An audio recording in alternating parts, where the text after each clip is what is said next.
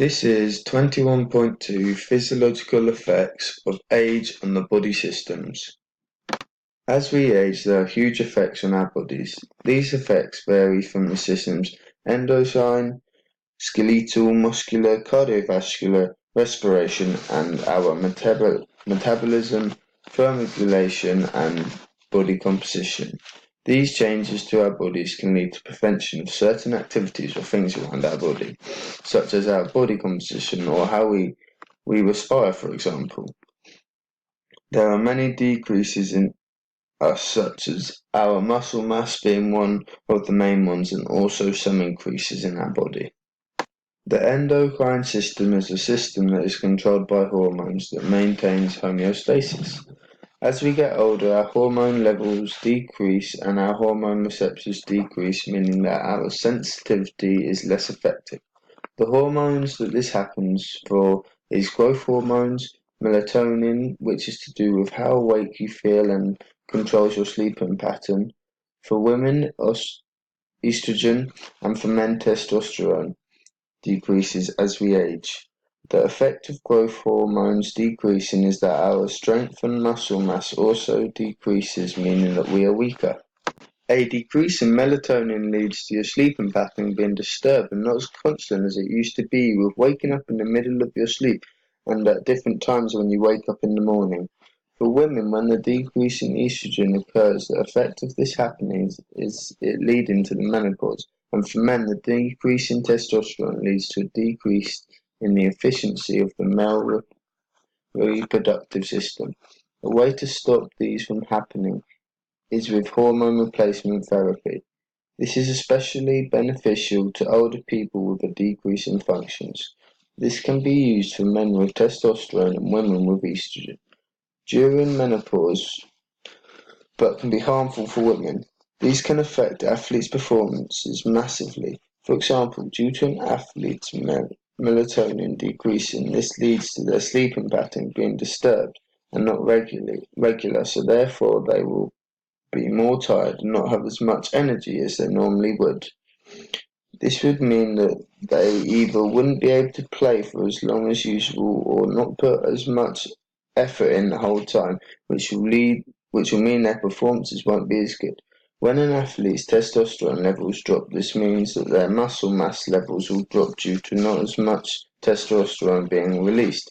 This will then mean that they won't be able to improve their muscle mass as much and could get weaker, which will affect their performances if muscle mass is required. A good example of this is what will affect an athlete will be a rugby player, as muscle mass is largely required for this sport.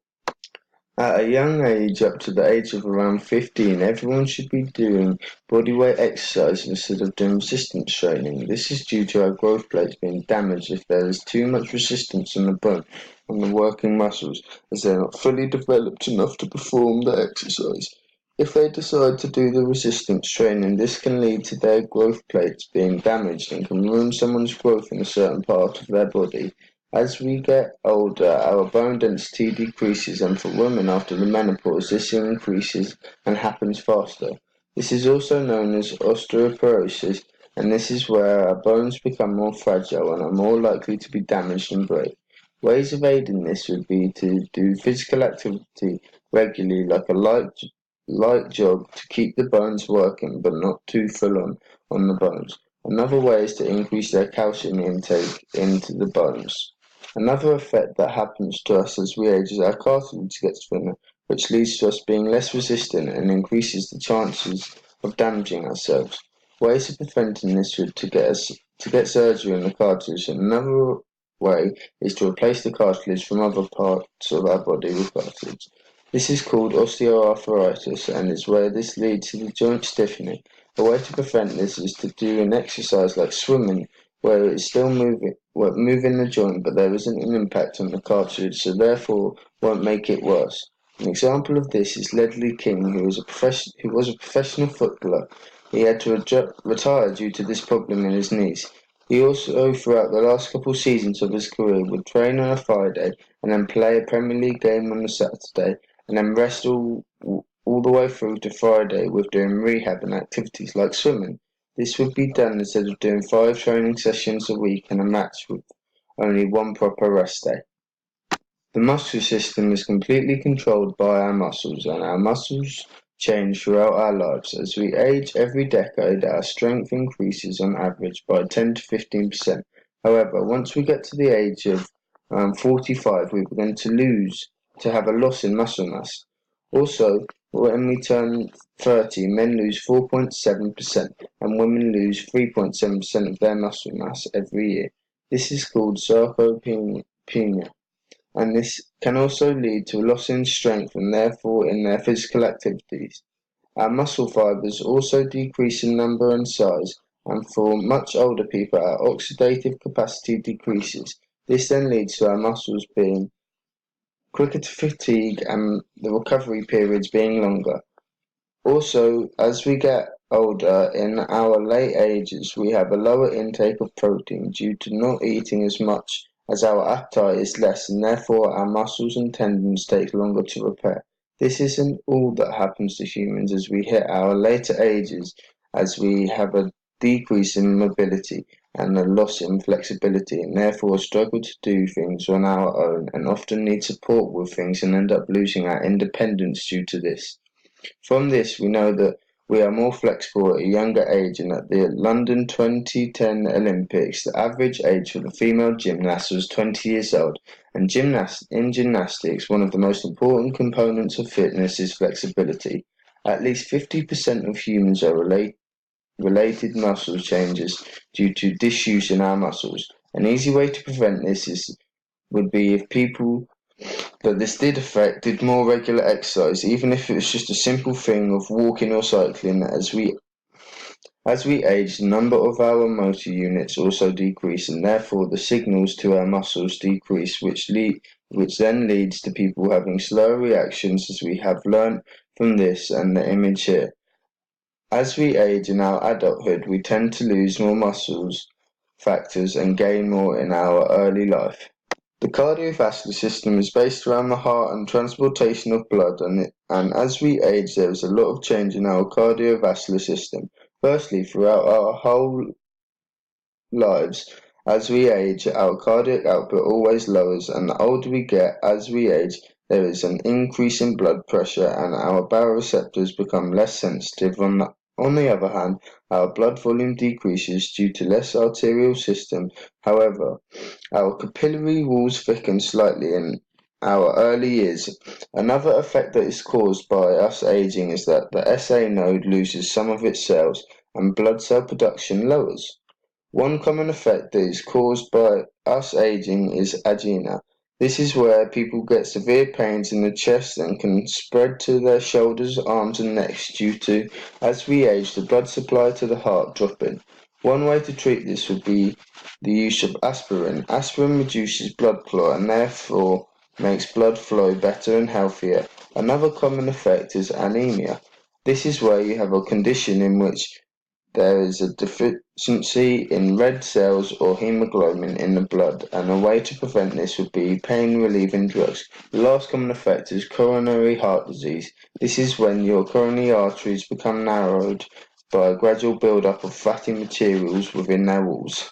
The respiration system is to do with our lungs, which mature at the age of 25, and in our lungs the most important muscles is the diaphragm, and as we age the diaphragms weaken, which can lead to people not being able to breathe in or out enough oxygen.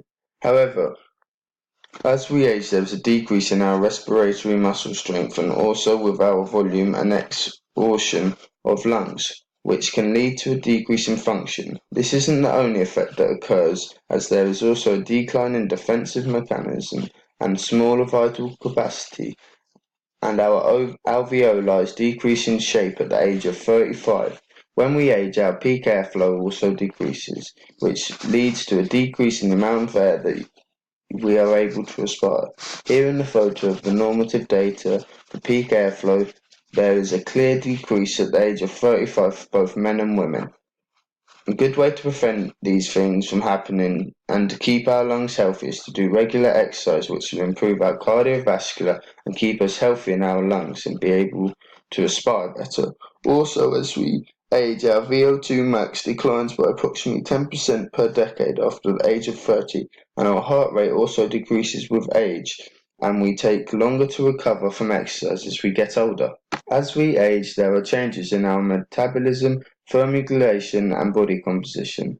For our thermoregulation, as we age, older people after the ages of around 40, their sweat glands weaken and therefore there is a delay in sweating. So when they perform sport in heat, they are worse at releasing the heat than younger people are. It also takes older people twice as long to return to their original heat after being in extremely cold or hot conditions. With metabolism, as we age, our thermogenesis stays constant throughout. This is the production of heat in our bodies. As I have said in the muscular system, as we age, there is a decrease in muscle mass, but there is also an increase in fat mass. This leads to a decrease in our BMR and calories being burnt, so therefore, as we age, we don't need as many calories in our diet. This then means that we are more likely to gain weight as we age after around 30, and we also have less energy to be productive. A way to prevent this from happening would be to do exercise and keep improving your muscles mass with weight and strength training and remain active and reducing our food intake. This then also affects our body composition, and we also, at the age of around 75 to 80, we lose our appetite.